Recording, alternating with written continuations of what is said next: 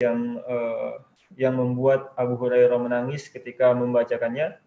Ternyata yang memasuki neraka Allah yang pertama kali bukanlah pezina, bukanlah orang yang membunuh, bukanlah orang pemabuk ataupun pemakai narkoba.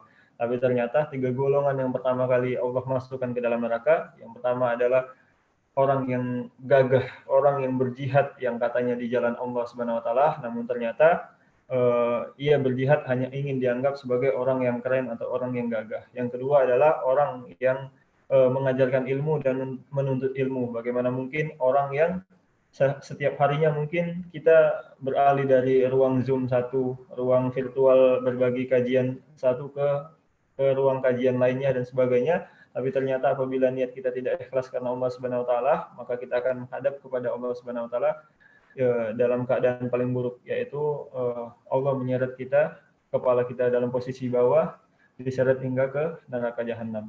Yang ketiga adalah golongan orang-orang kaya ataupun orang-orang yang merasa dirinya dermawan, tapi kedermawannya itu digunakan sebagai alat untuk agar dia dianggap orang yang agar mendapatkan pujian dari masyarakat.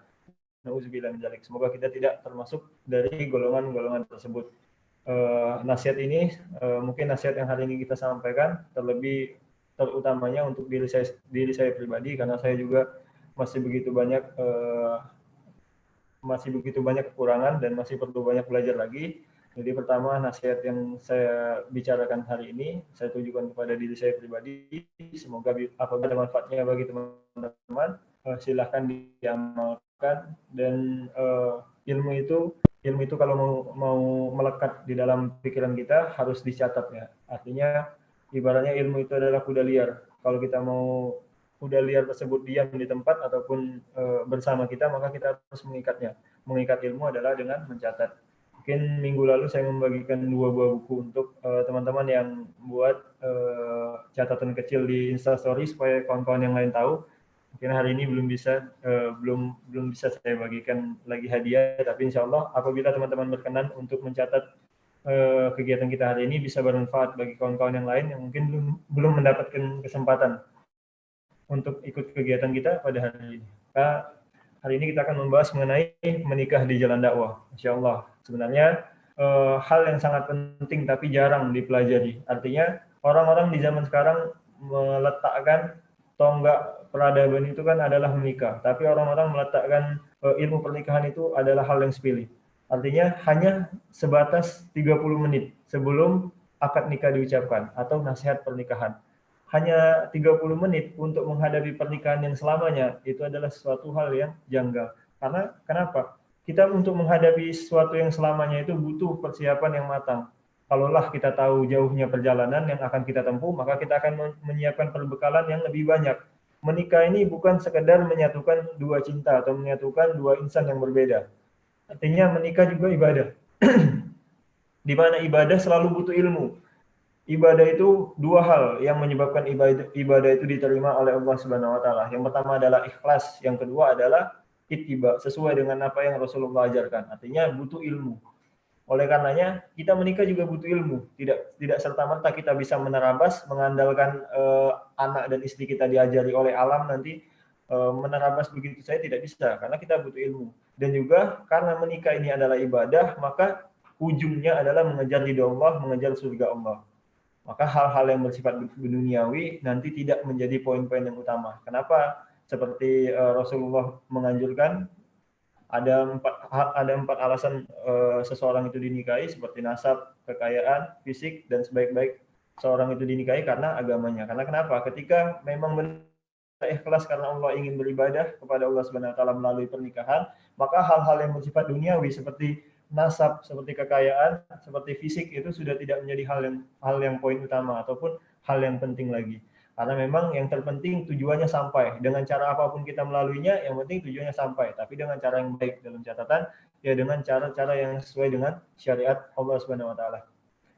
Pernikahan ini disebutkan di surat Ar-Rum ayat 21, dan di antara tanda-tanda kekuasaannya ialah Dia menciptakan untukmu istri-istri dari jenismu sendiri, supaya kamu cenderung dan merasa tentram kepadanya, dan dijadikannya di antaramu rasa kasih dan sayang. Sesungguhnya pada yang demikian itu benar-benar terdapat tanda-tanda bagi kaum yang berfikir. A'udzubillahi minasyaitonirrajim. Wa min ayatihi an khalaqalakum min anfusikum. Jadi kata nafsi artinya adalah anfusikum, diambil dari kata nafsi. Dalam bahasa Arab nafsi itu artinya diri kita sendiri. Nah, kenapa disebutkan di sini? Kenapa disebutkan di sini dan di antara tanda-tanda kekuasaannya ialah Allah menciptakan untukmu istri-istrimu dari jenismu sendiri. Karena kenapa? Kalaulah diciptakan dari diri kita sendiri, maka kita harus mencintai dan menyayangi dan memperlakukan seseorang tersebut sesuai dengan apa yang ingin orang perlakukan kepada diri kita. Apabila kita ingin diperlakukan dengan baik, apabila kita ingin orang memperlakukan kita dengan baik, maka kita juga harus memperlakukan orang lain dengan baik. Apalagi dia adalah bagian dari diri kita, karena dia diambil dari kata nafsi, adalah diri kita sendiri. Oleh karenanya, apabila sampai sekarang masih ada orang yang mengalami KDRT dan sebagainya, itulah disebabkan karena tidak adanya ilmu. Ketika menikah hanya mengandalkan cinta, padahal cinta itu adalah perasaan yang ada di dalam hati, dan hati itu sifatnya berbolak-balik. Satu waktu cinta itu bisa sirna. Apalagi kalau menikah hanya karena fisik, kecantikan ataupun ketampanan. Percayalah bahwa kecantikan dan ketampanan tidak pernah bertahta selamanya. Artinya apabila kita menikah karena kecantikan dan ketampanan, itu adalah investasi yang paling merugi dari sisi ekonomi. Kalau orang-orang yang pakar dalam ekonomi, pasti dia berpikir menikahi seseorang karena kecantikan adalah kerugian. Kenapa kerugian? Karena kecantikan akan berkurang. Ibarat kita bilang nilai satu barang ini akan berkurang. Bukan kita menganggap manusia itu sebagai barang, tidak. Seandainya diibaratkan sebagai barang, nilai barangnya ini semakin menurun, tapi biaya pembiayaannya semakin besar. Untuk skincare lagi, untuk mungkin bedaknya lagi, untuk parfumnya lagi, dan sebagainya, agar selalu tampil cantik. Tapi nilainya akan semakin berkurang, mau tidak mau, akan termakan oleh waktu, akan termakan oleh usia. Maka menikah karena wajah, karena tampan, karena cantik, tidak akan pernah membuat kita bisa bertahan selamanya. Karena kecantikan dan ketampanan tidak bertahta selamanya di dalam diri manusia. Suatu waktu, semuanya itu akan sirna. Yang tersisa tinggallah kulit keriput dan tulang belulang. Maka kita butuh seseorang yang mencintai kita bukan hanya karena itu, tapi karena hal yang lebih besar dari itu. Maka oleh karena itu Rasulullah menyebutkan sebaik-baik mencintai adalah karena sebaik-baik menikahi adalah karena agamanya. Karena iman itu mungkin akan mengalami fluktuatif. Tapi selama iman itu masih ada di dalam diri seorang hamba dan ia menjadi muslim dan mukmin yang baik, insya Allah walaupun cinta itu telah hilang, tapi ia akan memperlakukan istri atau suaminya dengan sehormat-hormatnya. Karena ia tahu bahwa suami atau istrinya itu bukan milik dia, tapi milik Allah Subhanahu Wa Taala yang dititipkan kepada dia sebagai sarana untuk beribadah kepada Allah Subhanahu Wa Taala dan sebagai sarana menggapai surga Allah Subhanahu Wa Taala. Ketika dua orang menikah, memang dosa istri ditanggung oleh suami juga. Apabila suami tidak mengingatkan istri untuk memakai hijab dan sebagainya, bisa saja suami tersebut dianggap seorang yang dayuts. Arti dayuts adalah membiarkan keluarganya dalam kemaksiatan. Tapi tetap pada akhirnya surga dan neraka juga tetap akan dihitung atas sikap pribadi masing-masing. Kalau sebagai seorang suami dia tidak menjalankan kewajibannya, tentu dia akan merasakan efek dari perlakuannya di dunia. Istri juga begitu. Kalau istri sudah mengingatkan suami, sholat bang, jangan nggak sholat nanti masuk neraka dan sebagainya. Gugurlah kewajiban sebagai seorang istri, tapi istrinya juga melakukan sholat dan sebagainya. Nah maka surga insya Allah dicapai oleh istrinya, tapi tidak oleh suaminya. Tapi yang terpenting istrinya sudah mengingatkan, sudah mengajak dan sebagainya. Maka na'udzubillah min dzalik, semoga kita terhindar dari yang demikian. Apalagi di era sekarang yang tidak ada batas, antara di dunia ini tidak ada batas. Karena kenapa? Karena sudah ada media sosial. Dan di media sosial parahnya siapapun bisa jadi apapun. Oleh karenanya apabila ketika kita melaksanakan proses menuju pernikahan, apalagi yang diawali dengan perkenalan melalui media sosial, itu harus benar-benar dicari tahu bagaimana orangnya, bagaimana kehidupannya, bagaimana sehari-harinya. Karena Islam mengatur sedemikian rupa mengenai ta'aruf. Ta'aruf diambil kata dari ta'aruf, artinya dalam bahasa Arab adalah perkenalan ataupun memperkenalkan diri. Nah, perkenalan ini bukan berarti dengan pacaran, karena banyak salah persepsi. Orang di zaman sekarang, nggak usah lah. Kayak mana kalau mau mengenal seseorang tanpa pacaran? Bagaimana mungkin kita bisa tahu sifat dia, tahu bagaimana dia, dan sebagainya. Padahal pacaran itu tidak akan menggambarkan sifat seseorang itu secara sempurna, ataupun secara sejujur-jujurnya. Karena bagaimana ada banyak orang yang sudah 9 tahun, 10 tahun, 5 tahun pacaran, setelah menikah, mereka baru tahu, ternyata gini rupanya, ternyata begini rupanya. Banyak hal-hal yang tersingkap, karena ketika pacaran otomatis mereka hanya mengeluarkan hal-hal yang bersifat bersifat kesempurnaan saja, yang baik-baiknya saja dibilang. Pas lagi teleponan, lagi ngapain dek? Lagi bersih-bersih rumah bang, padahal lagi rebahan, lagi tidur di kamar. Lagi ngapain bang? Lagi bantu orang tua, padahal lagi main game. Nah, ini sifat-sifat kepalsuan yang tidak bisa dijamah oleh ruang virtual gitu. Maka kenapa Islam mengaturnya melalui ta'aruf? Ta'aruf di sini bukan hanya perkenalan antara nama si fulan dan si fulana, tidak. Tapi ta'aruf di sini perkenalannya lebih dalam dari itu dan diwadahi dengan seorang murabbi ataupun seorang ustadz ataupun ditemani oleh ayahnya ataupun walinya.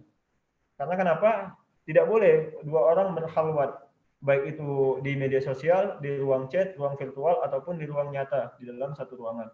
Oleh karena itu ya kalau kita mau jelaskan prosesi ta'aruf secara panjang lebar, mungkin tidak akan cukup waktu kita 1 jam. Tapi minimal intinya ta'aruf itu adalah kalau di zaman sekarang mungkin orang sudah bertukaran CV ya, CV ta'aruf mengenai nama, domisili, kesukaan dan sebagainya. Setelah prosesi ta'aruf selesai, kalau memang beriktikad mau menikah, otomatis bisa melaksanakan azhar.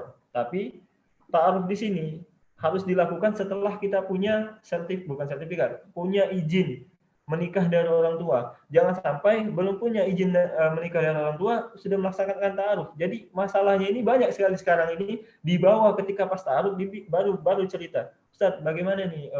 Ketika saya mau menikah, saya tidak diizinkan oleh orang tua, tapi saya sudah masuk dalam proses ta'aruf. Inilah kebodohan yang nyata bahwa memang dia tidak benar-benar berniat untuk menikah. Kalau mau menikah ya izin orang tua terlebih dahulu yang harus dicapai sebelum kita melakukan prosesi-prosesi yang selanjutnya. Maka kita akan bahas mengenai pernikahan ini. Apa sih rahasia terbesar dalam pernikahan ini? Pernikahan ini disebut kenapa pernikahan ini sampai diatur sedemikian rupa, mulai dari prosesinya, terus juga pestanya, walimahnya, sampai ke kehidupan di dalam pernikahan tersebut, dari mulai hubungan antara laki-laki dan perempuan, hubungan antara suami istri, sampai hubungan badan juga diatur dalam pernikahan. Kenapa? Karena kalau kita mau baca surah Maryam ayat 2-6 yang artinya ini adalah doa Nabi Zakaria ketika beliau berada di titik nadir, memohon kepada Allah Subhanahu wa taala meminta keturunan. Yaitu kala ia berdoa kepada Tuhannya dengan suara yang lembut, sungguh tulangku telah lembut, sungguh tulangku telah lemah dan kepalaku telah ditumbuhi uban. Namun aku belum pernah kecewa dalam berdoa kepadamu ya Tuhanku. Dan sesungguhnya aku khawatir terhadap waliku sepeninggalku sedang istriku mandul. Maka anugerahilah aku dari sisimu seorang putra yang akan mewarisiku dan mewarisi sebagian keluarga Yakub. Jadikanlah pula ia duhai Tuhanku seorang yang diridhoi. Artinya di sini ada kata mewarisi, maka anugerahkanlah aku dari sisimu seorang putra yang akan mewarisiku. Berarti warisan itu bukan hanya terkait harta, tapi juga terkait pernikahan ini adalah jalan kita untuk melanjutkan estafet perjuangan keluarga kita. Bukan hanya perjuangan untuk mengejar gelar-gelar pribadi, tidak, tapi untuk mengejar ridho Allah Subhanahu wa taala, untuk lebih bermanfaat kepada umat. Karena kenapa? Pernikahan ini adalah tonggak peradaban. Awal mula peradaban paling kecil itu adalah rumah tangga. Kalau rumah tangganya hancur, otomatis peradabannya juga akan hancur. Ya kalaulah di dalam satu negara ataupun satu bangsa mempunyai 100 kepala keluarga, terus 50-nya hancur, rusak.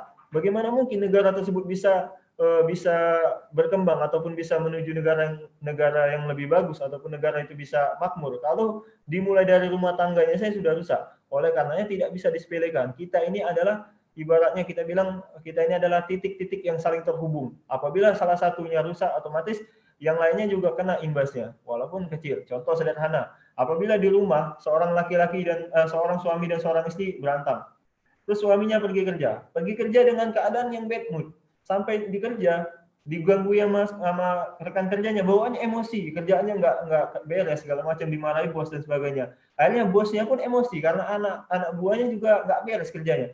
Bosnya dibawa sampai rumah, emosi dia tadi dibawa sampai rumah, akhirnya dia juga marah-marah dengan istrinya, karena dia membawa emosi yang ada di tempat kerjanya tadi. Maka dari itu kita ini adalah titik-titik yang terhubung. Jangan sampai kita menjadi titik yang melemahkan ataupun titik yang buruk. Akhirnya kita menjadi keluarga yang keluarga yang tidak mempunyai tujuan yang jelas dalam kehidupan ini. Maka kata mewarisi bukan hanya terkait dengan harta, tapi mewarisi di sini lebih luas cangkupannya, yaitu mewarisi kehidupan, mewarisi perjuangan keluarga tersebut.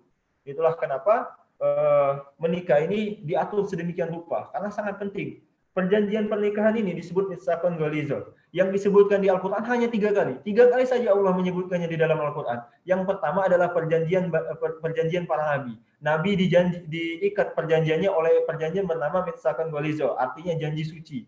Nah, kalau yang kedua adalah sumpah setia Bani Israel. Ketika Bani Israel disumpah setia, maka disebutlah mitsaqun ghaliza, perjanjian suci. Yang ketiga adalah pernikahan dua insan antara laki-laki dan perempuan. Ketika ia sudah terikat dalam pernikahan, maka itulah perjanjian suci yang sudah mereka ikrarkan, yang didengar oleh bumi dan didengar oleh langit, disaksikan oleh malaikat dan disaksikan oleh manusia, dan di hadapan Allah dan di hadapan Tuhannya.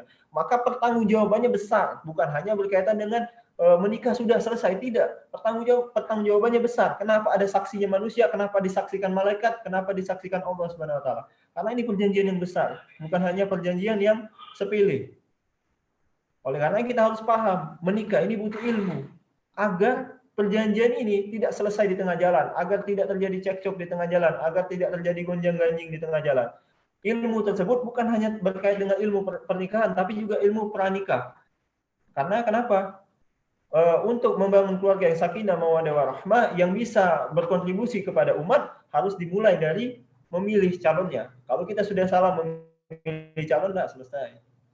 Nanti dilihat di Instagram, soleh nih, kayaknya postingnya tentang agama terus, di bio-nya tertulis apa gitu kan, dakwah adalah jalanku dan sebagainya. Aktivis dakwah, founder Go Hijrah misalnya, janganlah menulisnya founder apalah gitu, kawan hijrah dan sebagainya. Kayaknya aktivis dakwah keren nih, aktivis dakwah kampus dan sebagainya. Tapi itu tidak jaminan bahwa ia benar-benar menjadi orang soleh. Bukan berarti kita melabeli buruk orang yang memposting kebaikan di Instagram, tidak. Tapi juga harus membawa ranah virtual pada ranah yang nyata. Bagaimana kehidupan dia sehari-hari. Kita tidak bisa menilai seseorang hanya dari media sosial, karena di media sosial siapapun bisa jadi apapun. Ingat, siapapun bisa jadi apapun di media sosial. Jadi kita tidak bisa tertipu. Kan di zaman sekarang sudah banyak tuh taaruf-taaruf dalam dunia virtual. Artinya kita harus selektif juga dong memilih pasangan. Jangan sampai menikah ini, jangan sampai lebih bagus gagal menikah daripada gagal dalam pernikahan. Karena kalau sudah gagal dalam pernikahan itu luar biasa. Pasti itu adalah salah satu cobaan yang tidak mudah gitu kan. Walaupun perceraian itu juga rahmat. Kenapa perceraian itu rahmat? Itulah paripurnanya Islam. Seandainya tidak ada perceraian, bagaimana ketika ada laki-laki ataupun seorang suami yang menganiaya istrinya? Kalau tidak dibolehkan perceraian, kan tidak mungkin. Maka Islam juga mengatur mengenai perceraian, walaupun ya dengan syarat-syarat yang syarat-syarat yang detail, syarat-syarat yang kompleks gitu. Karena kenapa? Melindungi pernikahan tersebut. Karena salah satu prestasi terbesar jin adalah memisahkan dua orang yang terikat dalam perjanjian suci, yaitu pernikahan. Oleh karenanya penting ya, apalagi aktivis dakwah. Aktivis dakwah ini bukan berarti dia harus menikah dengan aktivis dakwah. Aktivis dakwah juga tidak. Tapi ketika aktivis dakwah menikah, biasanya meredup. Banyak yang meredup. Banyak teman-teman saya juga menghilang setelah pernikahan. Kenapa? Udah sibuk cari uang, sudah sibuk katanya, sibuk menafkahi anak istri dan sebagainya. Akhirnya terlepas dakwahnya. Padahal ketika menikah dia bilang, ini pernikahan ini untuk umat. Pernikahan ini untuk dakwah, pernikahan ini untuk meledakkan kebermanfaatan. Berarti setelah menikah, hal itu meredup.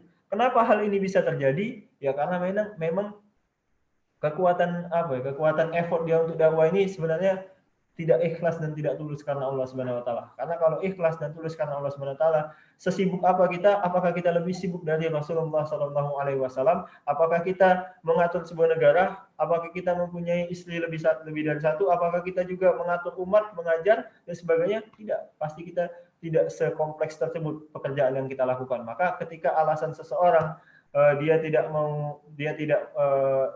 lagi dakwah setelah dia menikah karena sibuk hal ini dan hal itu adalah salah satu kesalahan yang besar.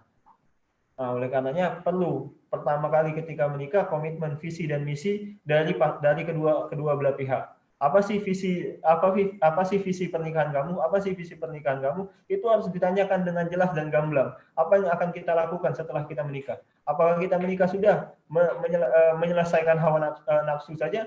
Tidak.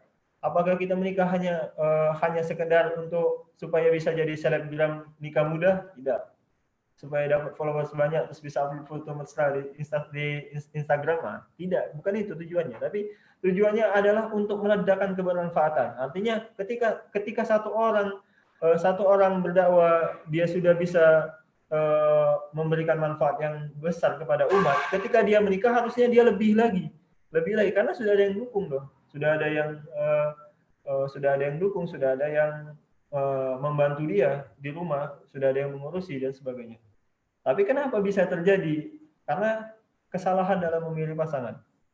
Bayangkan apabila kita sudah sibuk di luar mengajar, ikut terlibat dalam dakwah, sudah sibuk bekerja, sampai rumah kita harus mengajari lagi istri kita. Karena istrinya belum paham agama. Bukan berarti ketika sampai di rumah kita tidak mengajar istri, tidak. Kalaulah lebih berat lagi gitu, ketika istrinya memang benar-benar ngeblank dalam soal agama, nanti aku tuntun, tenang aja, nanti aku tuntun dia jadi lebih baik dan sebagainya. Nah, tidak bisa. Persiapan diri menuju pribadi yang lebih baik itu dimulai dari sebelum pernikahan. Jangan ketika menikah baru mau mulai. Itulah tipu muslihat setan. Begitu banyak orang yang jatuh di dalam pernikahan gara-gara hal tersebut. Aku akan bimbing dia. Karena kenapa? Karena terlena dengan kecantikan dan nafsu mungkin. Akhirnya menghalalkan segala cara supaya termakan janji manis. Aku akan membimbingmu hingga surga. Surga mana? Surga yang mana yang mau dibimbing ketika tidak ada ilmu di dalamnya? Padahal Islam sangat menjunjung tinggi yang namanya ilmu di kehidupan ini. Untuk mendapatkan dunia kita butuh ilmu, untuk mendapatkan akhirat juga butuh ilmu. Untuk mendapatkan dunia dan akhirat kita juga butuh ilmu. Dan pernikahan adalah ibadah, tidak mungkin kita melaluinya tanpa ilmu yang baik dan ilmu yang benar. Baik, saya akan menyampaikan sebuah cerita yang sangat luar biasa, Masya Allah. Cerita ini menjadi inspiratif bagi saya pribadi dan juga mungkin semoga menjadi inspiratif bagi kawan-kawan semua. Dahulu ada seorang pria yang bernama Nuruddin Zanki. Beliau tinggal di daerah di dekat jauh dari Palestina. Beliau tinggal di wilayah Timur Tengah.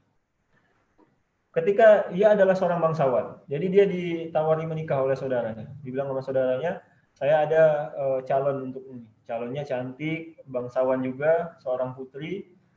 Tapi dijawab oleh Nuruddin Zanki, dia tidak cocok denganku, dia bilang. Nggak cocok lah dia sama aku, nggak sejalan kami, nggak sevisi dan misi katanya. Saya ingin mencari seorang istri yang cita-citanya adalah menaklukkan Palestina. Jadi lamalah dia mengembara lagi. Sampailah dia bertemu dengan seorang syekh, seorang gurunya. Dan ketika mereka ngobrol, mereka sharing lah gitu, sharing cerita, lagi ngobrol, lagi enak-enak ngobrol, terus datanglah seorang wanita. Wanita ini ditanya sama syekhnya. Syekhnya ini agak kesal gitu dengan wanita ini. Kenapa? Karena dibilang syekh itu, saya sudah carikan kepadamu seorang suami, sudah kaya, keren, ganteng, sudah punya jabatan yang tinggi, seorang bangsawan. Tapi kenapa kamu tolak? Padahal wanita ini adalah wanita yang biasa saja. Ya syekh, dia bilang, itu bukanlah, dia tidak cocok denganku. Dia bilang. Saya hanya wanita sederhana. Dan saya ingin menikah dengan orang yang bercita-cita untuk menaklukkan Palestina. Insya Allah, mereka dipertemukan di satu waktu dengan cita-cita yang sama. Akhirnya mereka menikah. Atas dasar tujuan tersebut. Setelah berapa waktu dan berapa lama, lahirlah seorang putra yang bernama Salahuddin Al-Ayyubi. Beliaulah yang menaklukkan Palestina untuk kedua kalinya setelah Umar bin Khattab radhiyallahu anhu. Inilah pernikahan yang tidak hanya didasari oleh cinta, tapi juga didasari oleh cita-cita. Cita-cita besar untuk meledakkan kebermanfaatan, untuk membuat umat ini kembali memimpin peradaban, untuk membuat umat ini kembali memimpin poros dunia. Sekarang jangankan untuk cita-cita, berpikir saja orang kadang merasa tidak mampu. Bagaimana mungkin kita bisa melihat jalan keberhasilan kalau kita bermimpi saja tidak mau. Ketika menikah, apa cita-citanya? Bahagia. Menikah bukan hanya untuk bahagia, tapi kebahagiaan kita harus lebih luas dari itu. Kebahagiaan kita bukan hanya tentang pencapaian-pencapaian pribadi, bukan hanya tentang deretan gelar pribadi, bukan hanya kita bisa membangun rumah, membangun mobil dan membeli mobil dan sebagainya. Tapi kita harus meledakkan kebermanfaatan, bahwa harta tersebut tidak ada gunanya. Kita menjadi orang kaya itu tidak ada gunanya kalau tidak bermanfaat bagi masyarakat dan umat. Kita pintar tidak ada gunanya kalau kita hanya pintar bagi diri kita sendiri. Tapi kita harus pintar bagi umat, bagi bangsa dan negara, bagi umat, bagi masyarakat. Oleh karenanya, menikah kalau cuma untuk mencari bahagia antara dua orang insan, hanya pengen cita-citanya, apa cita-citamu? Menua bersama, menikmati senja di pinggir pantai, berlari-lari di atas pasir putih, menikmati gelombang dan menikmati terbenamnya matahari. Ya memang itu romantis, tapi bukan hanya itu, bukan hanya sebatas itu tujuan kita menikah. Bukan hanya sebatas itu, kita harus punya mimpi yang besar dong. Apalagi aktivis dakwah, apalagi seorang muslim, seorang mukmin. Begitu banyak, misalnya dari 1 miliar orang Islam, berapa banyak sih yang mempelajari agama ini dengan dalam? Mungkin hanya ratusan ribu.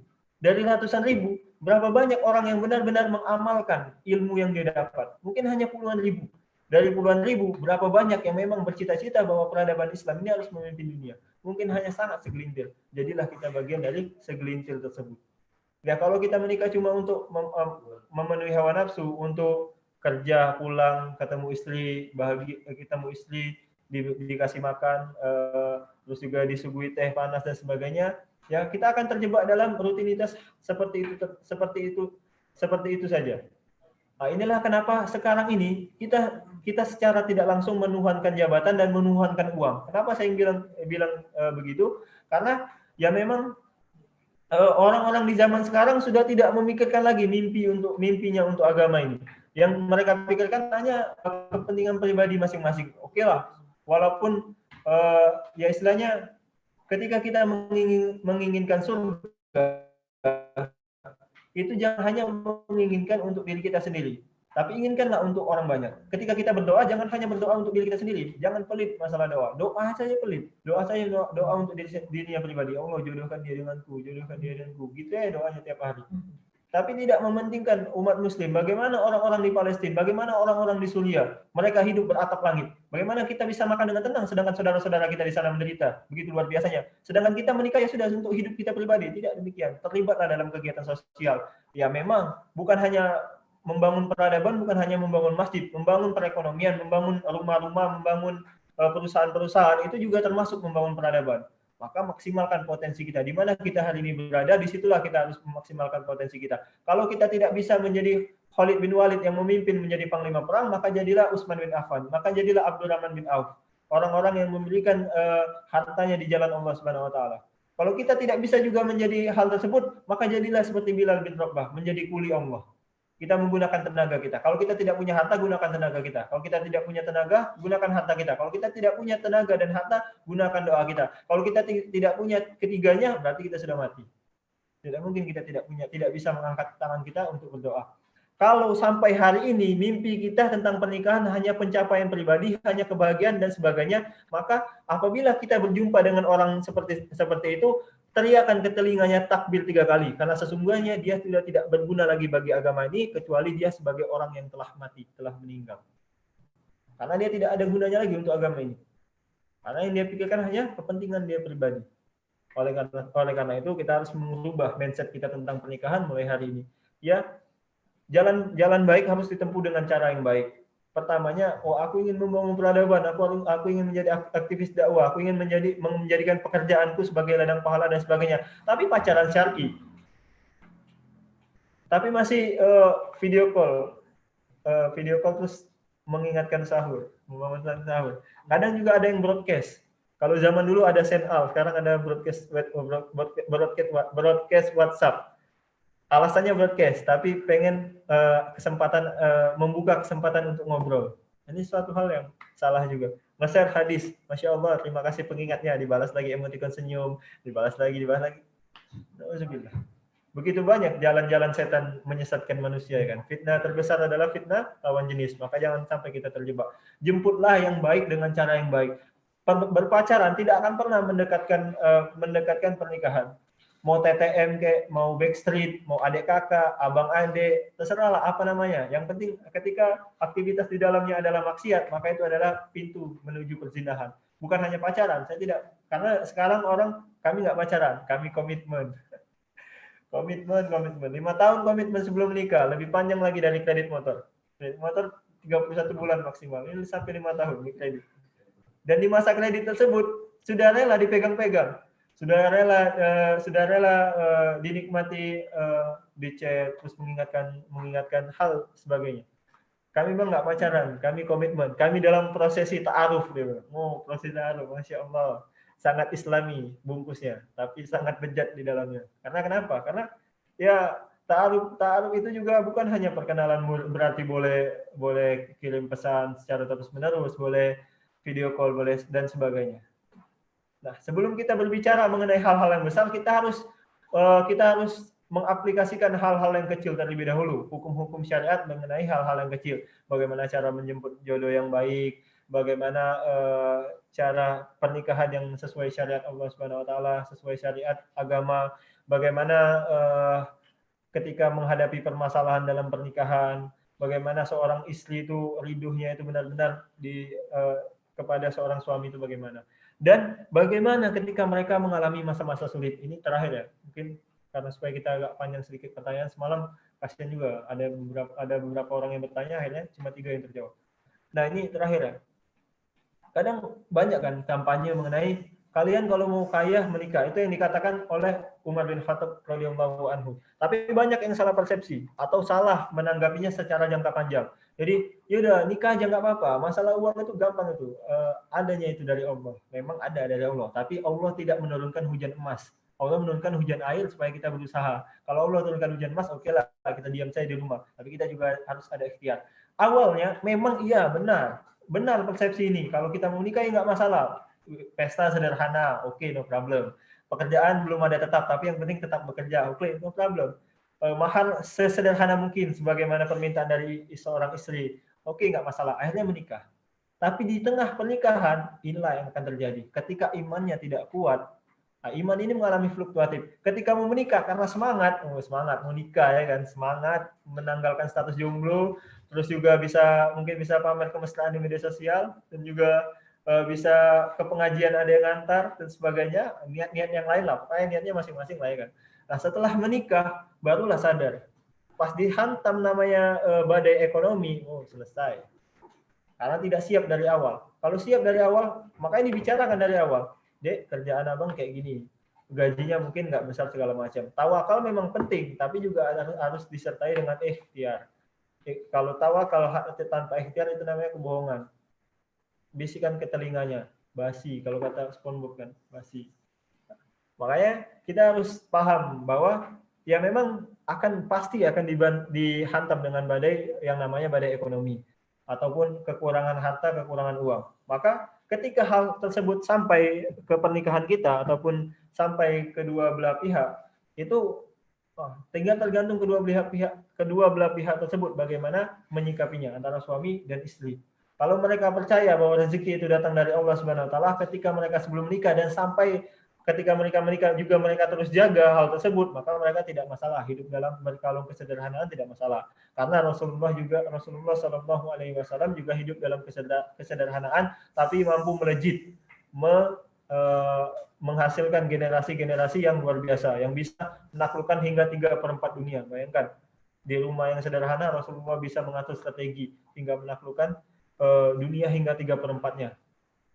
Nah, oleh karena itu ketika menikah kita juga perlu menjaga keimanan. Menjaga keimanan bagaimana? Dengan ikut majelis ilmu, dengan menuntut ilmu secara terus-menerus.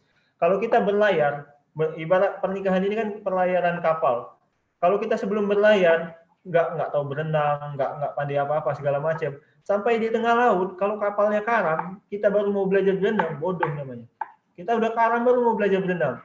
Mau lihat tutorial YouTube udah nggak ada sinyal lagi. Kayak mana lagi mau berenang? Mau ngapung?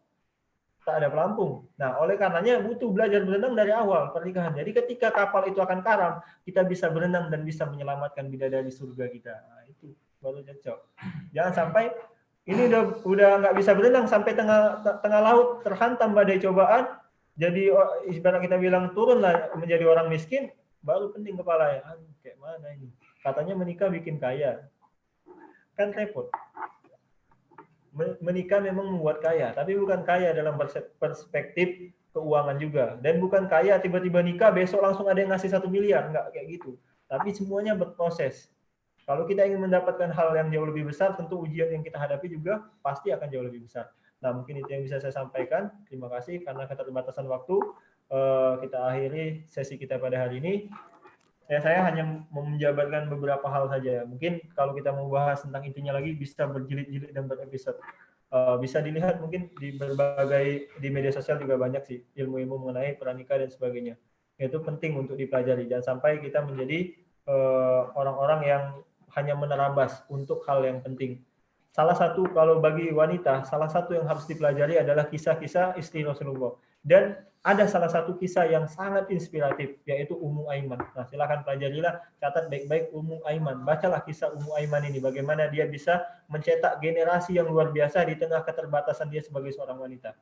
Nah, mungkin itu yang bisa saya sampaikan. Terima kasih saya ucapkan kepada atensinya. Semoga bermanfaat, semoga bisa menjadi asbab hidayah bagi kita semua. Semoga bisa kita terapkan dalam kehidupan sehari-hari. Walaupun yang sedikit ini, semoga yang sedikit ini bisa membimbing kita menuju surga Allah Subhanahu wa taala. Terima kasih. Wassalamualaikum warahmatullahi wabarakatuh. Saya serahkan kembali kepada moderator. Waalaikumsalam warahmatullahi wabarakatuh. Syukron Ustaz, jazakallah khair atas ilmu dan nasihatnya. Masya Allah, luar biasa ya. Berarti inti dari pernikahan itu bukan hanya semangat Ustaz ya. Karena sejatinya pernikahan itu seperti kita mengarungi sebuah lautan. Apabila kapal kita karam, maka tidak ada lagi waktu untuk belajar berenang Ustaz ya. Jadi intinya sebelum kita menikah maka kita juga butuh ilmu. Jadi ilmu itu yang menguatkan kita dalam segala macam hambatan ketika kita menjalani pernikahan. Masya Allah. Sebelumnya bagi teman-teman yang ingin bertanya, bisa dari kolom komentar atau mungkin aktifin audionya, nanti akan kita pandu untuk sesi bertanya secara langsung ya. Afwan Ustaz, sebelumnya ada pertanyaan juga nih Ustaz. Dari saudara kita Muhammad Ikram. Assalamualaikum, saya mau tanya bagaimana indikator kesiapan menikah bagi seorang wanita. Maksudnya bagaimana seseorang wanita itu sudah bisa dikatakan bahwasanya dia itu siap untuk menikah. Mohon penjelasannya, Ustaz. Baik, bismillahirrahmanirrahim. Terima kasih atas pertanyaannya. Bagaimana indikator seorang wanita itu sudah siap menikah? Yang pertama, dia sudah menyelesaikan amanahnya dari orang tuanya. Artinya dia sudah selesai dulu, baik itu dari sisi perizinan ataupun amanah. Misal, dia diamanahkan untuk, kau selesai dulu deh kuliah, kau selesai dulu nak kuliah S1 nak. Tapi aku mau nikah mak, baru semester 2. Terus di kuliah juga masih minta biaya dari orang tua. Bagaimana? Suaminya pun minta biaya sama orang tua juga. Mau nikah, kan repot. Makanya pertama harus jelas dulu. Kita harus selesai dulu amanah dari orang tua. Kalau memang ya udah Bu, aku nggak mungkin nggak kuliah lagi Bu, aku udah langsung mau nikah saja. Tapi ya harus dijelaskan dong, kenapa alasannya. Kalau alasan pernikahan hanya ingin capek kuliah terus mau nikah karena melihat-lihat selebgram bertebaran di Instagram begitu indahnya kehidupan pernikahan mereka, jangan sampai hal itu terjadi. Yang pertama kita harus selesai dulu amanah dari orang tua kita, baik itu berkaitan dengan kuliah atau yang lainnya.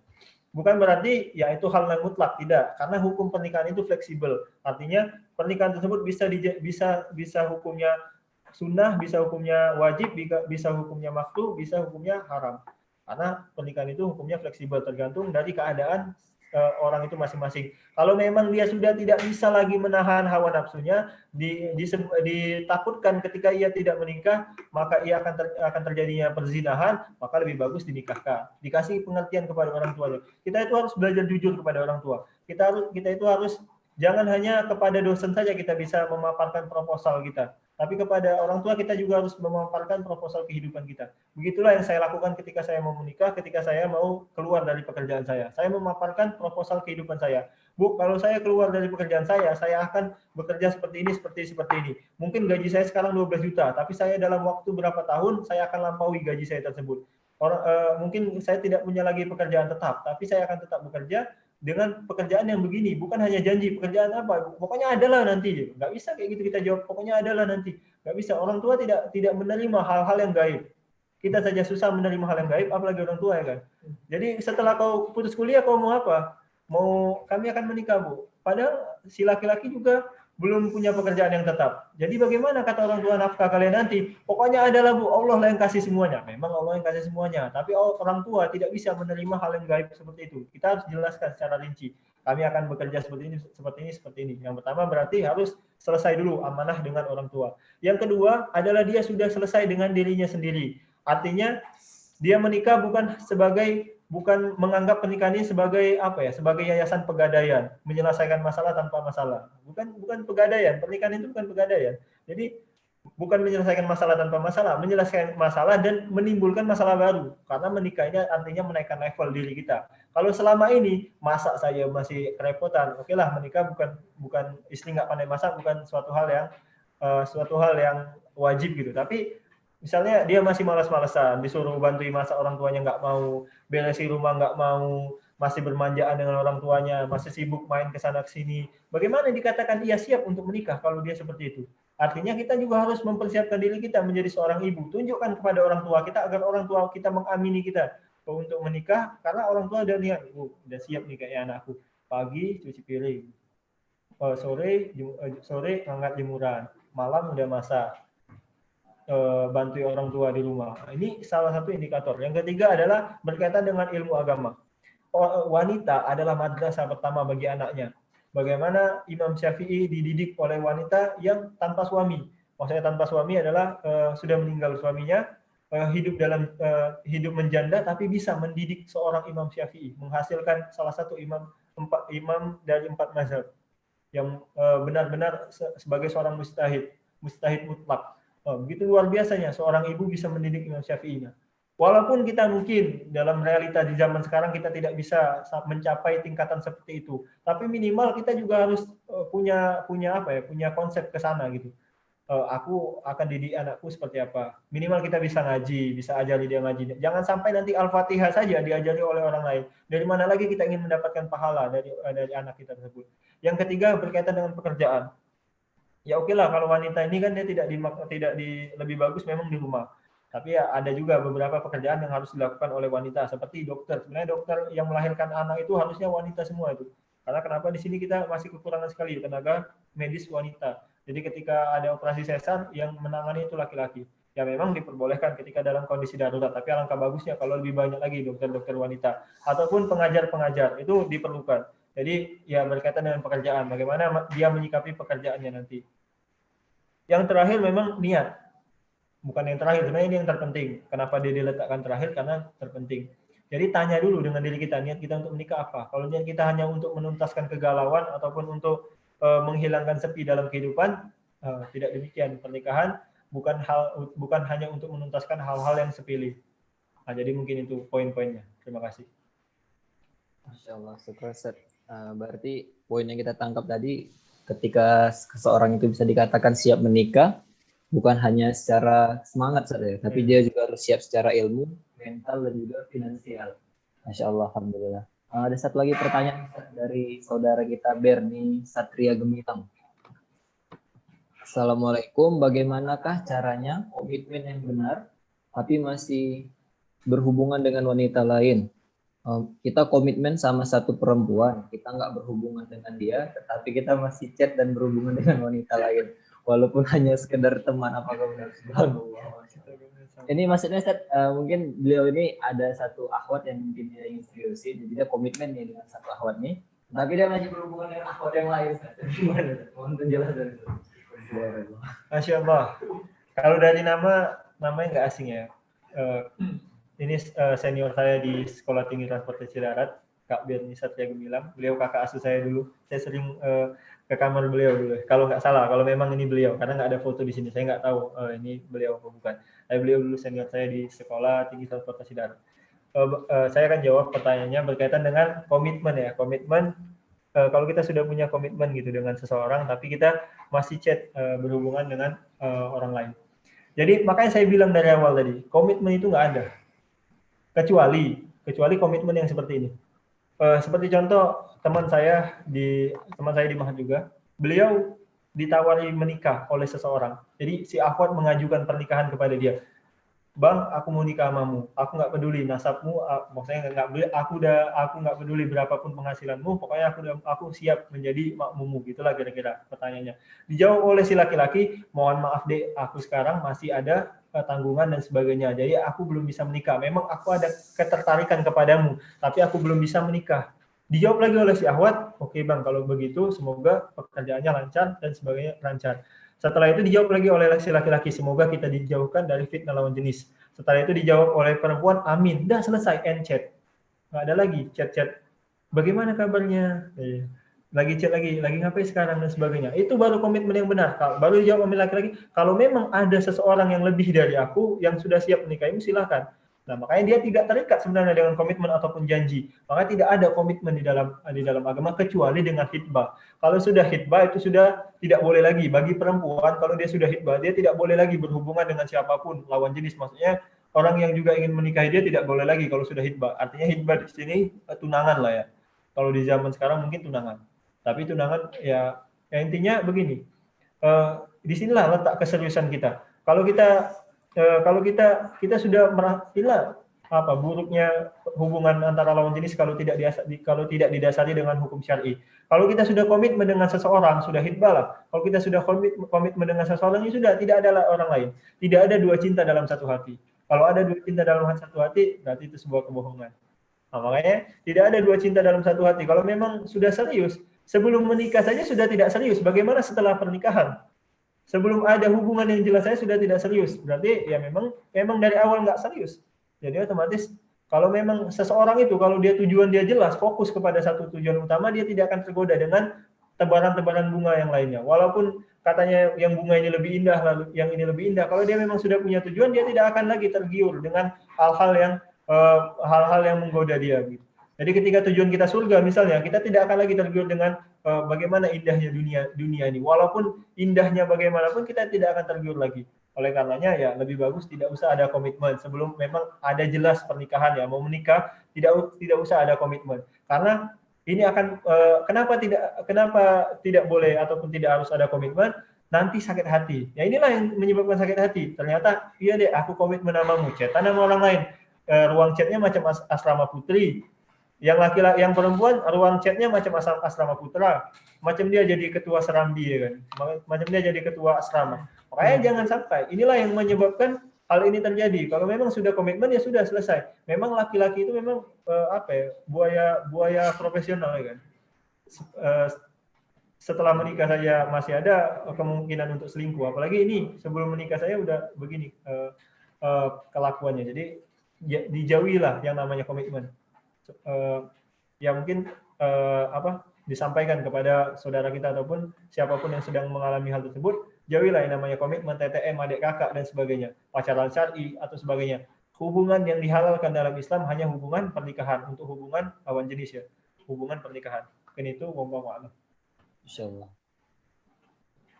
Syukran Ustaz. Berarti intinya kita tetap harus mencari komitmen itu di pernikahan Ustaz ya. Nggak bisa mencari komitmen di luar pernikahan seperti hubungan adik kakak masalah ini hal yang sering terjadi nih. Insyaallah ini seperti ini harus kita jauhin. Ini ada satu lagi pertanyaan dari saudari kita Alifia Indah. Bagaimana menentukan seorang murabbi sedangkan saya belum ada kenalan seorang ustazah yang dia bisa menjadi perantara antara saya dengan laki-laki. Ini maksudnya mungkin mencari ini wasilah mungkin untuk berkenalan atau bertaarufan dengan seorang ikhwan yang mungkin dijadikan target nih. Gimana nasihatnya Baik, bismillahirrahmanirrahim. Kalau memang seharusnya kita semua di sini harus punya guru, harus punya ustadz ataupun ustazah yang sebagai patokan kita dalam bertanya segala sesuatu hal berkaitan dengan kehidupan dunia ini. Karena kalau kita tidak punya guru, otomatis kita akan menerabas saja. Kalau guru kita YouTube, ya udah, YouTube itu kan terbatas. Artinya dia tidak bisa membaca, dia menjawab sesuai dengan apa yang kita ketik, bukan sesuai apa yang benar-benar kita rasakan. Sedangkan apa yang kita ketik itu bisa saja dia tercampur dengan hawa nafsu dan sebagainya. Oleh karenanya butuh kita seorang guru untuk bertanya gitu. Bagaimana mencari murabbi? Ya, tentu bisa bergabung dengan pengajian ataupun bisa ikut kajian rutin saja, itu insya Allah sudah bisa tanya-tanya dengan kawan kajian dan sebagainya, atau juga bergabung ke rumah tahfiz dan sebagainya. Banyak ditemui guru-guru itu dari rumah tahfiz. Artinya bukan berarti kita tidak menemukan, tapi kita saja yang belum mau menemukan, belum mau berusaha semaksimal mungkin untuk mencari murabbi. Insya Allah ustadz ataupun ustazah selalu terbuka tangannya ketika menerima murid ataupun orang-orang yang mau mengenal agama Islam ini. Itulah kebahagiaan yang besar. Ketika ada orang yang datang mau belajar agama Islam, pasti insya Allah diterima. Makanya cari lagi, coba ikhtiar lagi untuk mencari seorang ustazah kalau seorang perempuan dan ustadz untuk seorang laki-laki. Nah, bagaimana selanjutnya? Jadi kalau memang perantaranya tidak bisa seorang ustadz atau ustazah, minimal dia yang paham mengenai prosesi ta'aruf ataupun prosesi hal ini ya. Ibaratnya kalau memang kita ada kawan kita yang memang dia dalam sisi ilmu mengenai hal ini dia sudah lebih paham, tidak masalah. Dia yang diajak ataupun dia yang kita jadikan sebagai perantara gitu. Tapi yang sudah menikah, jangan yang jomblo. Nanti kawan kita yang menikah, ditikung pula kita ya kan. Repot ya kan. Oh, ternyata lebih cantik murabbinya daripada yang mau nikah. Selesai pula nanti. Itu bahaya juga kan. Makanya kalau bisa yang pertama melalui perantara Allah Subhanahu wa taala. Berdoa kepada Allah Subhanahu wa taala. Insyaallah ya kalau keajaiban itu ada kepada orang-orang yang percaya. Insyaallah tanpa murabbi pun ada yang ngetuk pintu orang yang soleh dan sebagainya. Tapi ikhtiar kita mungkin dari keluarga kita juga cari wali kita ya yang paham tentang hal ini. Ataupun kalau mereka belum paham kita jelaskan pelan-pelan. Pak, saya ingin mencari pasangan yang seperti ini. Kami nggak mau melewati pacaran dan sebagainya. Nah, jadi kita harus cari keluarga terdekat kita juga yang minimal paham ataupun mau memahami mengenai apa yang kita bicarakan gitu kan. Jangan sampai kita mencari jodoh hanya dengan scroll Instagram, follow unfollow, DM dan sebagainya. Terima kasih. Wallahu a'lam. Tapi sekarang ini udah lebih mudah Ustaz ya, karena ada namanya komunitas tuh klinik nikah Ustaz. Oh ya, klinik nikah. Luar biasa ya. Jadi ukti yang mungkin belum bisa nih, mungkin belum tahu kemana kita harus dalam ilmu tentang pernikahan, mungkin bisa ke sana tuh.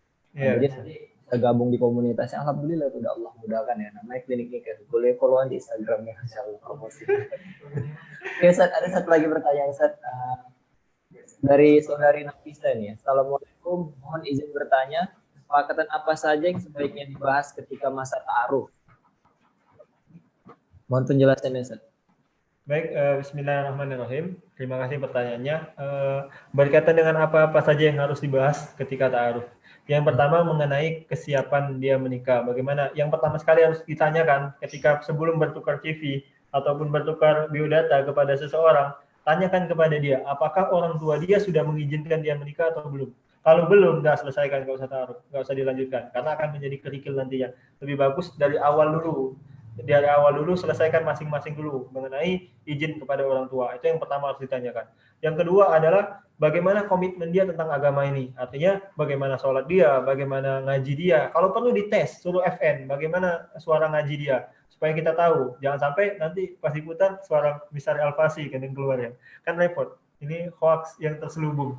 Jadi lihat bagaimana tajwid dia gitu kan. Bagaimana dia ngaji, karena bagaimana mungkin dia bilang saya akan mengimami, saya selalu mendoakanmu di sepertiga malam, sedangkan Al-Fatihah dia berantakan. Mana mungkin dia salat tahajud kalau dia baca Al-Fatihah saja masih berantakan, entah pun salat subuhnya kesiangan kan. Berarti dia harus ditanya juga komitmen dia mengenai agama ini.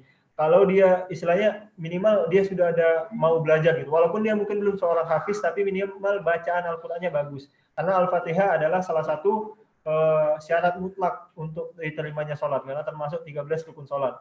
Kalau Al-Fatihahnya salah, berantakan, bisa nggak diterima sholatnya. Itu yang kedua, berkaitan dengan komitmen dia mengenai agama. Yang ketiga adalah komitmen dia mengenai masa lalu. Iya, masa lalu perlu juga ditanyakan. Jangan sampai terseret masa lalu pernikahan kita. Ketika sudah menikah baru membahas mantan. Ini repot, mantan datang, pernikahan bubar nanti kan.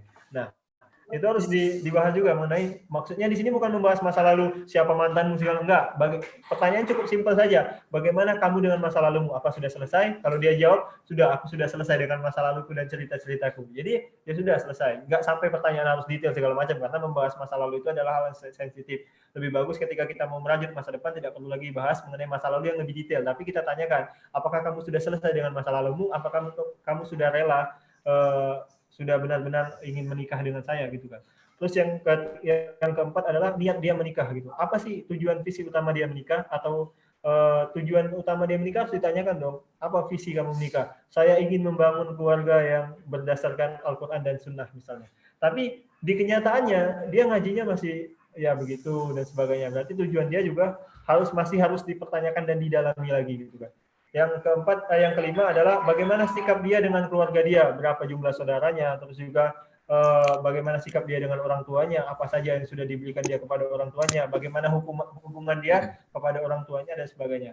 Dan terakhir, mungkin banyaklah poin-poinnya berkaitan dengan kayak pekerjaan dia bagaimana, ya itu berkaitan dengan hal yang pribadi ya, pertanyaan pribadi seperti contoh, apakah kamu akan membiarkan saya bekerja atau tidak ketika sudah menikah nanti, bagaimana berkaitan dengan anak dan sebagainya. Itu pertanyaan-pertanyaan yang lebih rinci dan pribadi.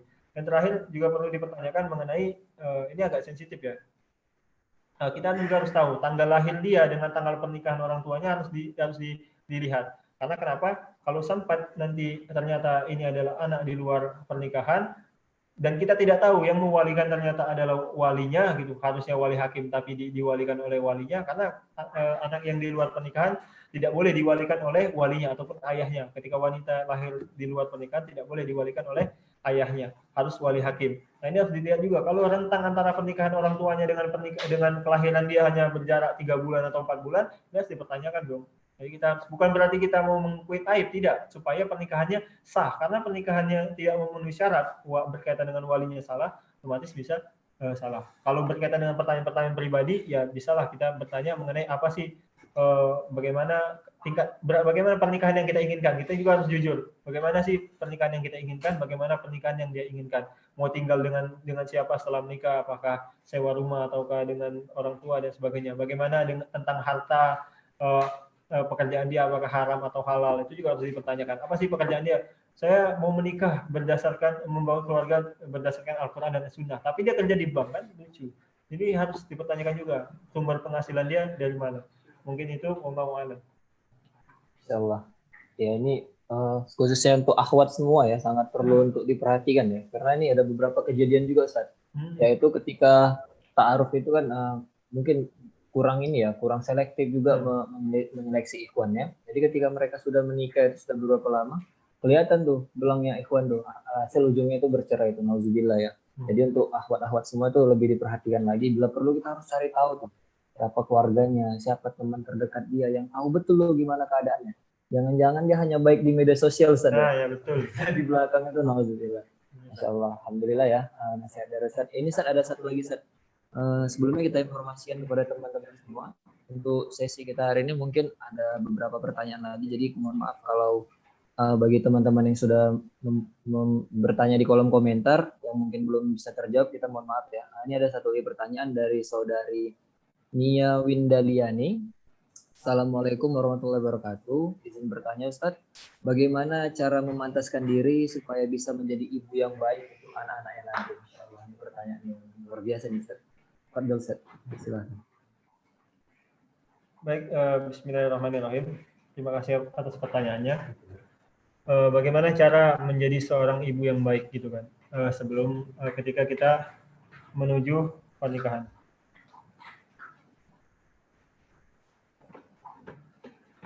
Berkaitan dengan, saya juga baca, sekalian saya baca yang di bawahnya berkaitan dengan melengkapi yang tadi, berkaitan dengan bagaimana cara mengetahui seseorang tersebut bahkan kita belum pernah berjumpa. Artinya kita mungkin berjumpa dengan seseorang yang seseorang yang kita bilang belum dikenal sama sekali. Itulah tadi dibilang sama Bang Ali, harus kita tahu melalui keluarganya. Intinya harus berjumpa lah gitu. Harus, nggak boleh tiba-tiba jumpa langsung nikah, nggak. Tapi harus ada proses lanjutan.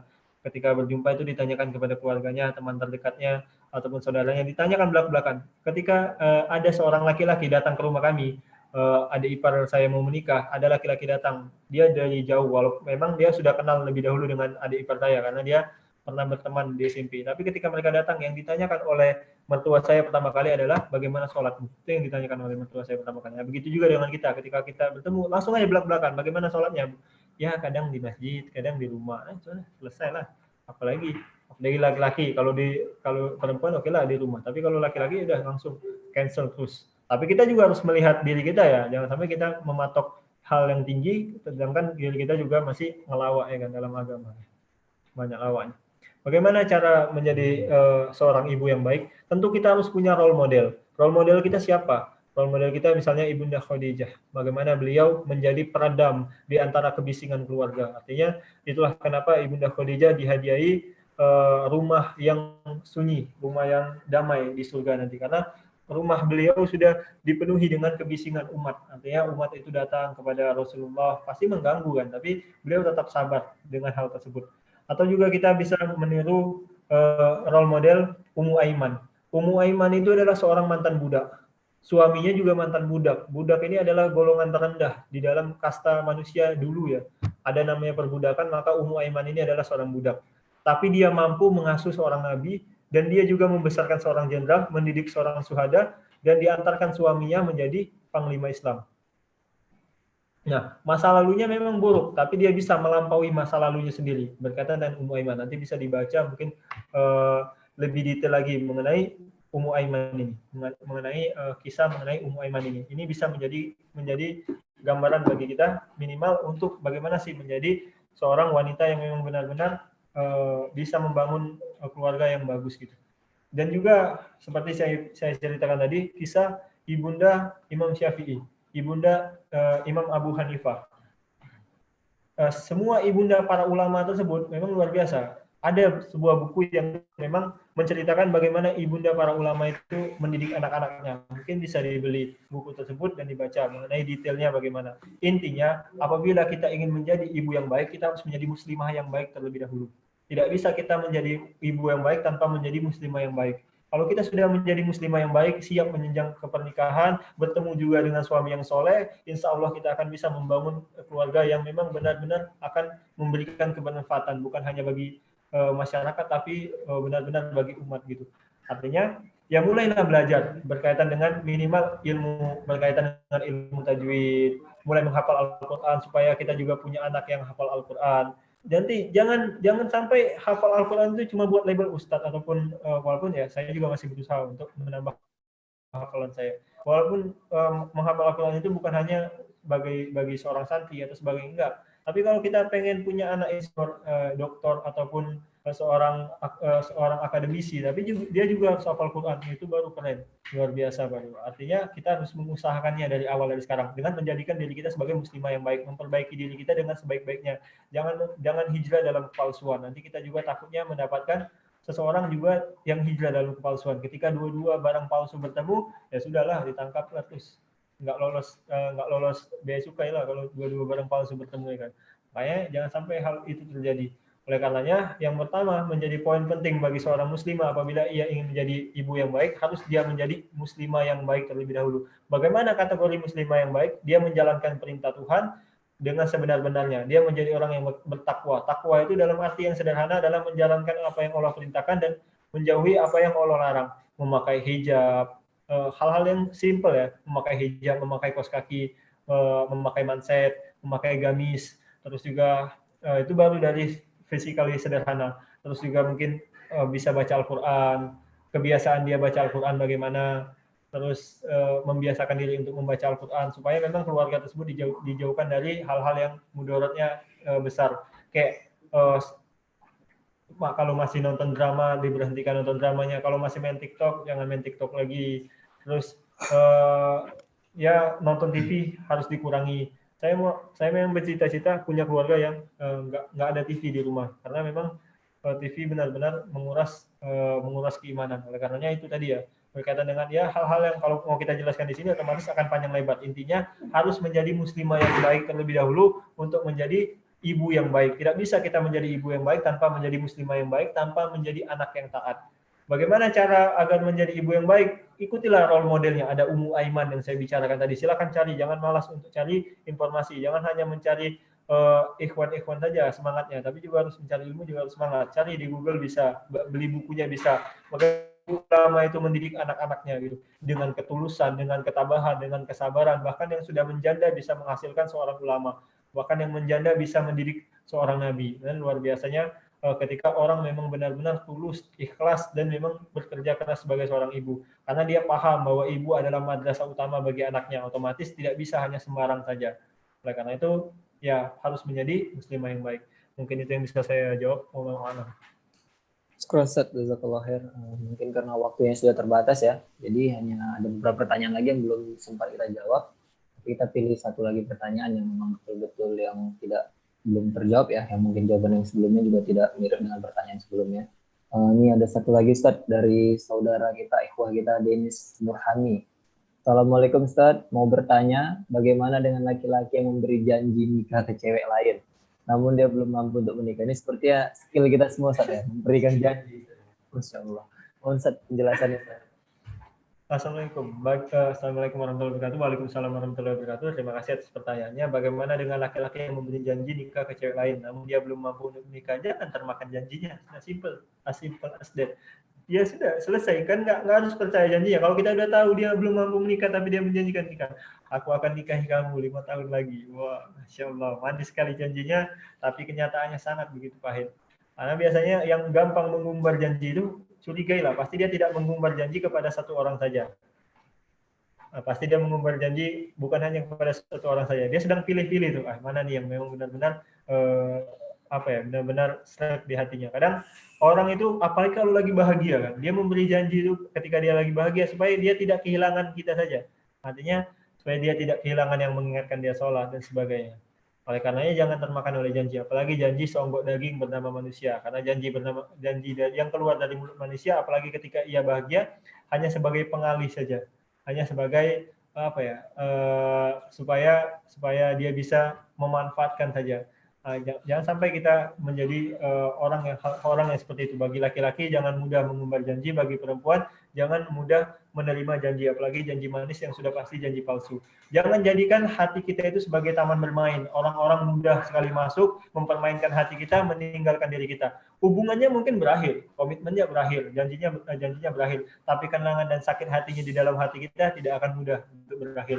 Kita harus meluangkan banyak waktu untuk melupakan lagi, untuk merelakan lagi, untuk move on lagi. Makanya sebelum hal itu terjadi, jangan sampai biarkan masuk. Kadang itulah kan. Sebenarnya dia sudah bisa jawab. Sebenarnya pertanyaan ini sudah mempunyai jawabannya sendiri. Dari pertanyaan ini saja dia sudah punya jawaban. Bahwa dia sudah tahu bahwa janji itu palsu, tapi dia tetap percaya. Percaya karena apa? Satu, karena dasar cinta. Memang cinta adalah buta. Semua orang bisa buta. Ketika sudah jatuh cinta, dia buta terhadap syariat-syariat, sudah menabrak semua hal-hal yang dilarang oleh Allah SWT. Maka jangan sampai hal itu terjadi. Apalagi kalau kita sudah tahu, sudah dinampakkan, inilah benar-benar orang yang paling susah dinasihati adalah orang yang sedang jatuh cinta. Susah sekali dinasihati. Udah dibilang, dia itu nggak bagus, sholatnya tambal bolong. Enggak, itu persepsi kalian aja, dasar kalian aja mau jelek-jelekkan dia. Dia itu malas orangnya, nggak pernah dia ke masjid, jangan dia ke masjid, nggak apa-apa. Pokoknya dia masih ada sisi yang baik. Dia janji kok kalau sudah nikah dia bakal jadi lebih baik lagi. Ya, janji lagi. Bisa lah janji-janji. Pejabat aja janji bohong ya kan. Nah, inilah juga. Jangan mudah termakan oleh janji. Jadi ya kita harus bentengi diri kita juga supaya diri kita tidak mudah disakiti oleh orang lain. Kalaulah hati itu bisa bicara, ketika seseorang itu jatuh cinta belum waktunya pasti hati itu menangis. Ya salam, dia bilang sakit hati lagi, udah bodoh. Yang pemiliknya pun tak sadar-sadar, udah hatinya udah meringis sakit, udah menunjukkan bagaimana sakitnya berharap kepada manusia, tapi tetap saja percaya kepada hal tersebut. Nah, ini harus kita pertanyakan kembali kepada diri kita. Jangan sampai kita menuhankan pasangan kita. Oleh karena itu penting mencintai itu, kita harus paham hakikat cinta itu apa. Cinta yang benar itu adalah cinta yang didasari oleh Allah Subhanahu wa taala, cinta yang tujuannya adalah Allah Subhanahu wa taala. Jadi dasarnya Allah, tujuannya Allah, caranya juga dengan cara yang Allah ridhoi. Maka itulah cinta yang sempurna yang bisa disebut sebagai mahabbah, sebagai cinta. Nah, oleh karenanya jangan sampai tertipu oleh janji manis yang sudah pasti janji palsu. Terima kasih, mungkin yang bisa saya jawab. Wallahu a'lam. Konsep intinya harus lebih membuktikan lagi Ustaz ya, daripada hanya sekedar berjanji. Sebelumnya alhamdulillah kita sudah sampai di ujung sesi acara. Masya Allah ya, kajian hari ini kajian menarik sekali, yang sangat luar biasa sekali yang bisa kita ambil dari hikmah dan ilmunya. Sebelumnya bagi teman-teman yang mungkin ikhwan kita yang ingin menikah, kita doakan semoga Allah mudahkan, semoga mendapatkan akhwat yang soleha, begitu juga dengan akhwat-akhwatnya yang ingin menikah, kita doakan semoga mendapat ikhwan yang soleh. Dan bukan hanya soleh di media sosial ya, tapi juga harus soleh dalam kehidupan dunia nyata. Sebelumnya, syukron jazakallah khair kepada Mahat Abu Baidah yang telah memberikan kita wadah untuk membuat kajian online dan juga memberikan wadah untuk anak-anak muda bersama di sini untuk membangun ukhuwah Islamiyah kita dan juga untuk berdakwah bersama. Sebelumnya kita meminta kepada teman-teman semua untuk bantu nih support dakwah kita.